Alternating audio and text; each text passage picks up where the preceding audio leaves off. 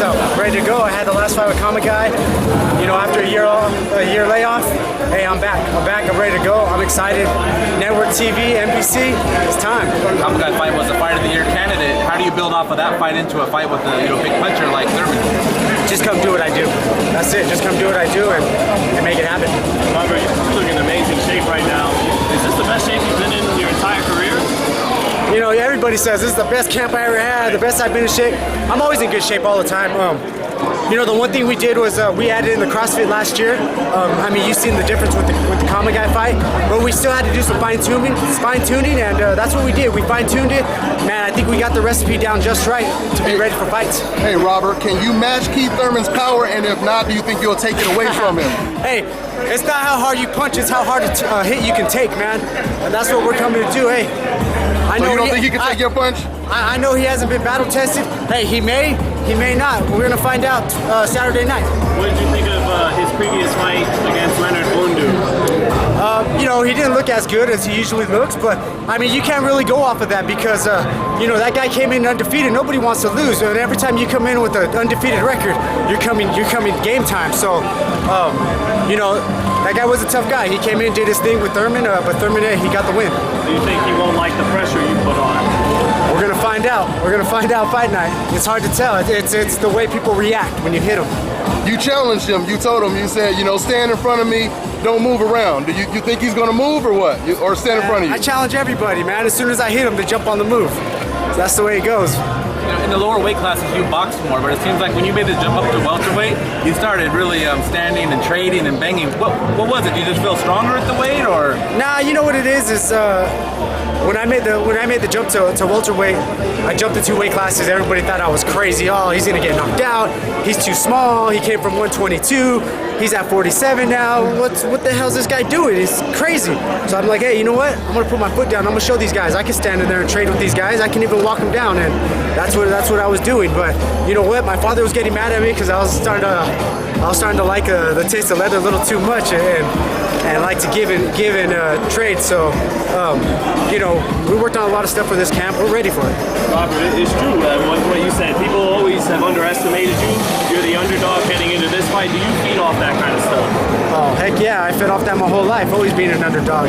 You know, coming from a background of, you know, farm workers working in the fields, you know, my family, hey, you know what, we were always the underdog. And you know what, we worked our way to the top, and that's where we're going to stay. Hey, Robert, where do you think you should be rated should you beat Keith Thurman this Saturday? It doesn't matter, man. I just know I come out and beat Keith Thurman. Hey, I'm back on top. So, you know, wherever you guys want to rate me, whatever you guys want to say, hey, it's you know, everybody has their opinion because everybody's going to have an opinion no matter what. And the Spanish interview you just did, they asked you about Mayweather and Pacquiao, and you said, I just want the winner. Oh, heck yeah. But how do you see that fight playing out, though? It's going to be a good fight. You know, styles make fights, and see what happens. You know, I think Pacquiao has the speed and the power to catch Mayweather, but man, being in there with Mayweather, it's hard to catch him. If you were in there with Floyd, you know, what would, if you had to give some advice to Manny, what would you tell him? What's he going to have to do against Floyd to get a victory? You're going to have to do a lot. You're going to have to be quick on your feet. You're going to have to be quick with your hands. Your reaction has to be super quick because Floyd's reaction is ridiculous. So, man, your reaction time and your timing have to be spot on. Or not, man, you're going to have a tough night. Hey, Robert, tell the fans something they don't know since you was in the ring with Floyd Mayweather. What punch would you say is probably his most effective punch in the ring? I have to say his legs. His legs? Hey, because when you can get in and out that fast without a rhythm, I mean, it's hard to gauge on his timing. So So you don't think any of the punches he landed on you was impressive or anything, or? Nah, it seemed every time he hit me there was like he wasn't really putting anything on it. He was just trying to touch me and get out of there. Touch me and get out of there. So it seemed like every punch he threw there was no commitment to it. It's just like he wanted to touch and move. So you know, it's hard to gauge. Everybody asked me how hard does he hit. I'm like, to tell you the truth, it was kind of hard to gauge his power because it seemed like he didn't want to commit to anything. He just wanted to land his shot and get out of there. So if you fought him again, having fought him already and mentioning what you mentioned, how would you do to cut off the ring maybe, and what would you have to do to be able to land your punches? Well, I added in CrossFit, man. Picked my speed up. Okay. Like the question was asked earlier, you know, I moved up to 47, and all I was trying to do was walk guys down. You can't do that with Floyd. He's too quick. was way too quick to do that. So you know what?